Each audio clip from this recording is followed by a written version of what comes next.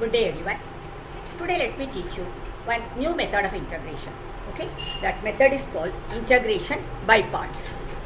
It is called integration by parts. Okay.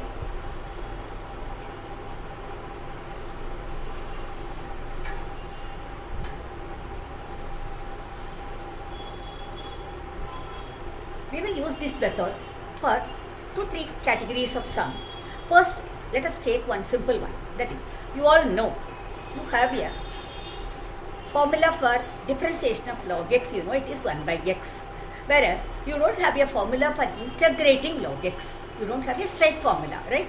Similarly, you have in inverse trig, sin inverse x means you know the differentiation is 1 by root of 1 minus x squared. Tan inverse x means you know the differentiation is 1 by 1 plus x squared. But you don't have a straight formula like that in integration. So, for inverse trig functions and for logarithmic function, you will be using this integration by parts to integrate them. So, this is the first category of sums we are going to consider. Now, let me take I is equal to integral log x dx as the sum. So, here I know I don't have a direct formula. I cannot use it by the method so far I have studied. Okay. So, now what we are going to do is we will be using one new formula, that is integral u dv is equal to uv minus integral v du.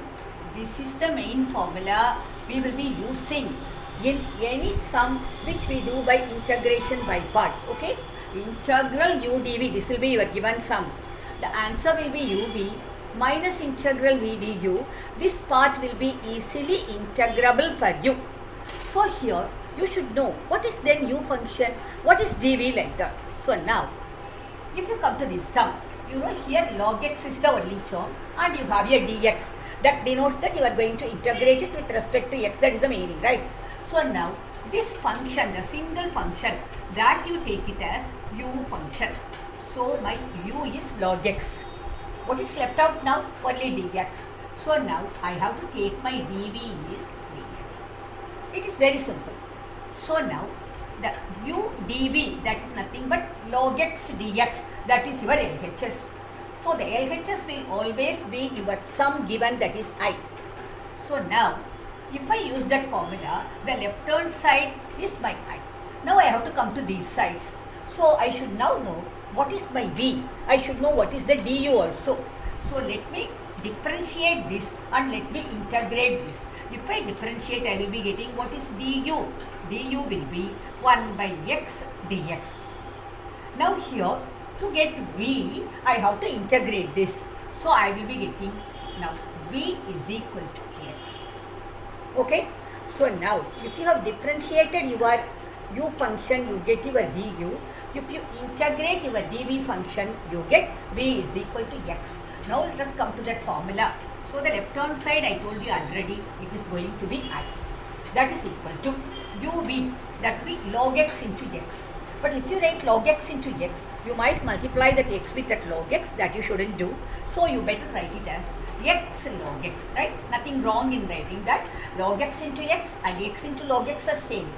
Minus integral v is x. What is that du part? That is 1 by x dx. This x and that x will go. So it's very simple. So what do we get now? X log x minus integral dx, that's all. You know integral dx is x because it is like 1 into dx. So now I will be getting x log x minus x plus c. So this is the answer for my I. So this sum looks very simple for you. So here there is only one function which is log x, which we have to take it as u function.